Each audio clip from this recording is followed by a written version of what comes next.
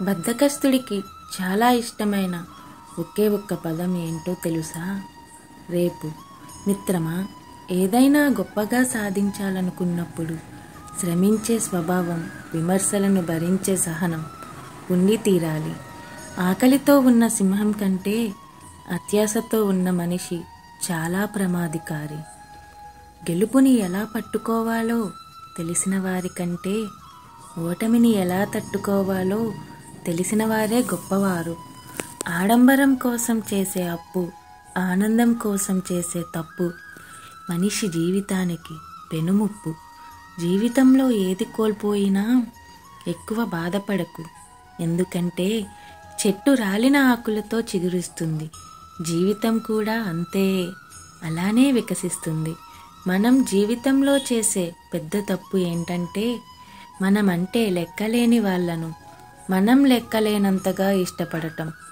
గెలుపులో వచ్చే సంతోషం కన్నా ఓడిపోతానేమో అన్న భయం ఎక్కువగా ఉన్నవారు సామాన్యులుగా ఉండిపోతారు.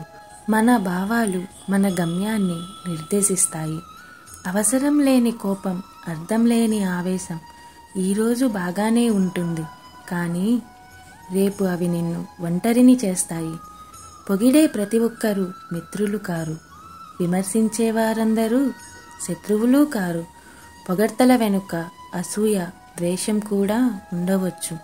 విమర్శల వెనుక ప్రేమ, ఆప్యాయతలు కూడా ఉండవచ్చు. మిత్రమా, ఒక్క నిజం కొంతకాలం బాధించవచ్చు, కానీ ఒక్క అబద్ధం జీవితాంతం బాధిస్తుంది. ప్రతిసారి పడుతున్నామని ఈసారి నిలబడటం మానేస్తామా? జీవితం కూడా అంతే. ఎన్నిసార్లు పడినా మళ్ళీ తిరిగి ప్రతిసారి లేవాలి, పడినా లేచే కెరటంలా. జీవితంలో ఎప్పుడూ కూడా నటించవద్దు. నీవు ఎలా ఉన్నావో అలా ఉండు. ఎవరినో మెప్పించడానికి ప్రయత్నం చేయకు.